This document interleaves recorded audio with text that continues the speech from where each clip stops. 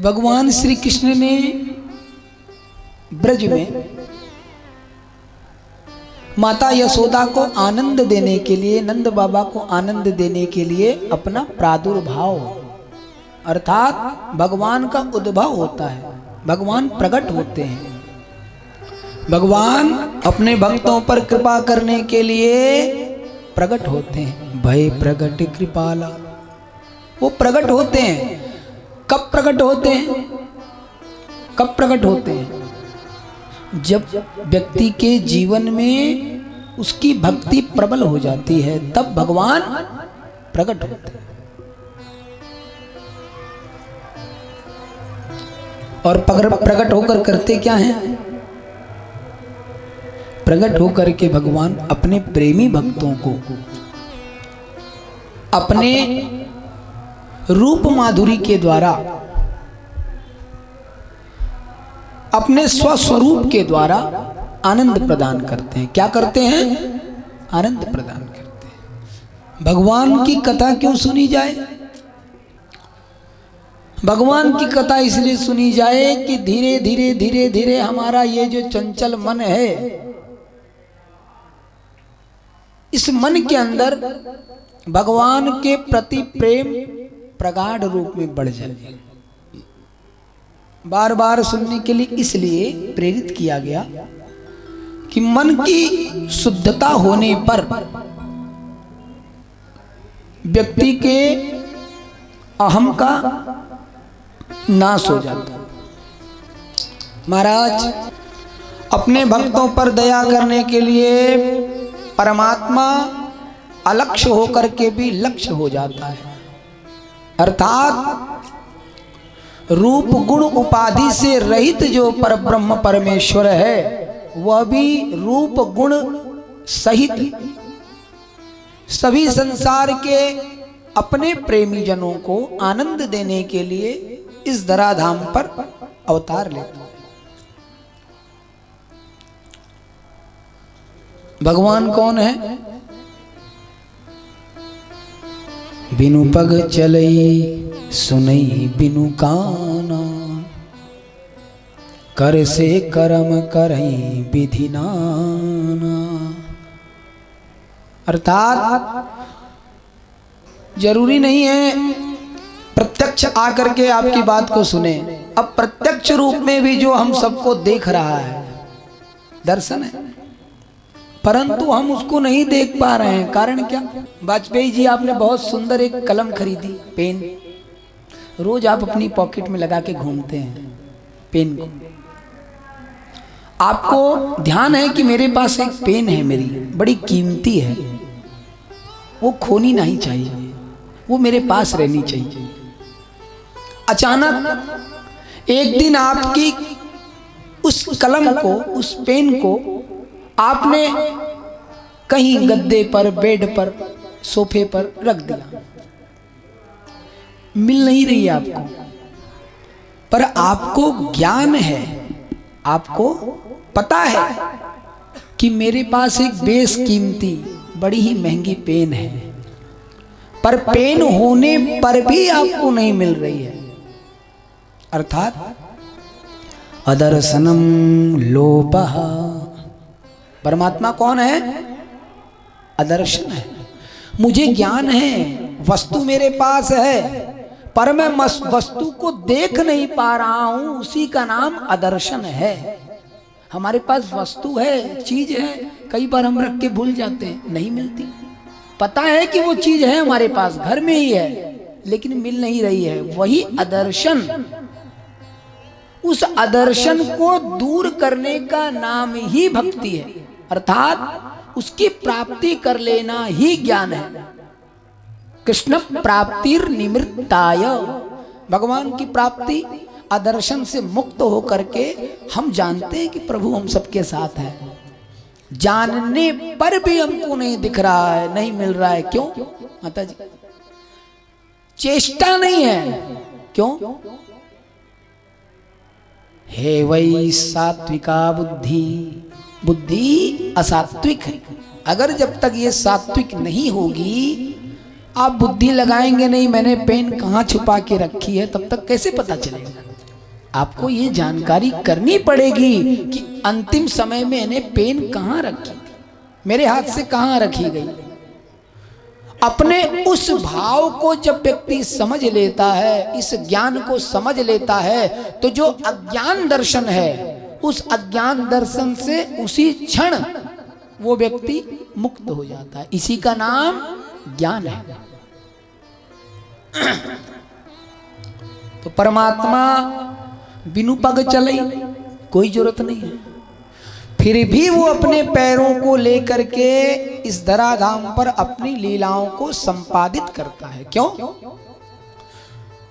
परमात्मा के हर क्रिया, हर चरित्र, हर विषय पर हर प्राणी को जीवन जीने की शैली का अधिकार बताया गया। आप ऐसे अपने जीवन को निर्वाह कीजिए, अपने जीवन में ऐसे बनिए। ये कौन सिखाता है? भगवान। हमारे जीवन में ऐश्वर्य, समग्र यश की कीर्ति का वर्धन हो, वो ज्ञान हमको ईश्वर के द्वारा, शास्त्रों के द्वारा बताए गए साधनों, संसाधनों, नियमों से ही प्राप्त है।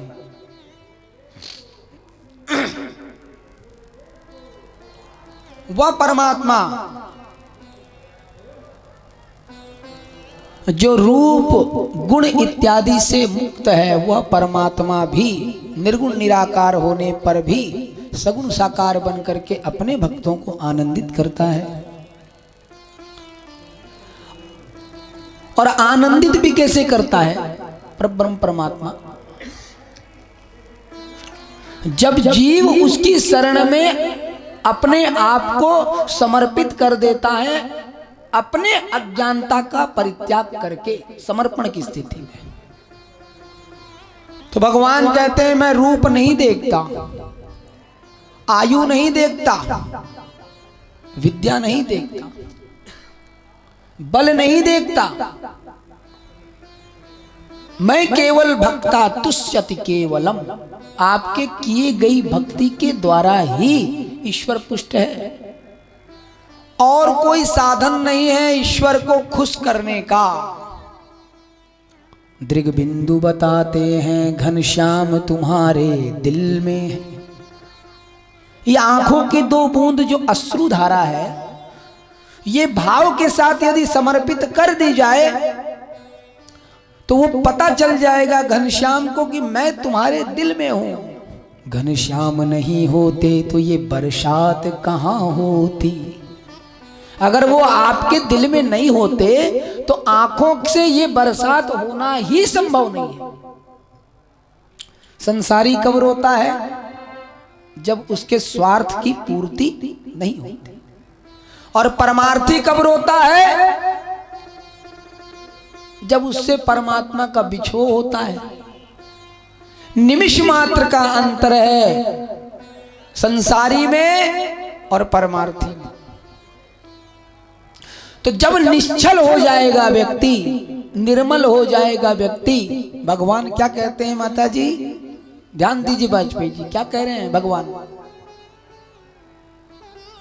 मन क्रम वचन, ईश्वर को प्राप्त करना चाहते हो, स्वस्वरूपित ईश्वर को, अपने जैसे, हमारे जैसे, तो भगवान कह रहे हैं मैंने 3 वचन हमेशा आप लोगों को बोला है। इन 3 वचनों पर जो खरा उतर गया मैं उसके साथ हूं। कौन कौन सा? मन क्रम वचन क्षण चतुराही, मन क्रम वचन क्षण चतुराई, हे मन क्रम वचन क्षण चतुराई, मन क्रम वचन क्षण चतुराई, भजत कृपा करी है रघुराई, भजत कृपा करी है रघुराई, भजत कृपा करी है रघुराई, भजत कृपा करी है रघुराई, मन क्रम